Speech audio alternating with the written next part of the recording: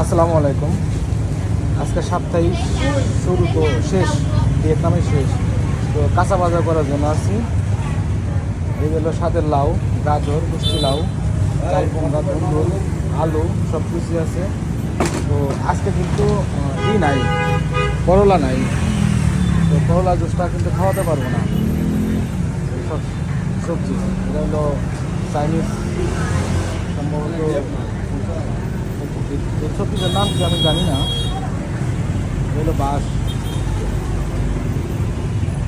সবজি, পাতাকপি। ওই পড়ে গেছে একটা, পড়ে গেছে। অনেক সুন্দর, একবারে তরতাজা, ফরমালিন মুক্ত, যুক্ত না কিন্তু মুক্ত। বাংলাদেশের মতো মুক্ত, যুক্ত না। বাংলাদেশ তো সব কিছুর ভিতরে ফরমালিন দেয়।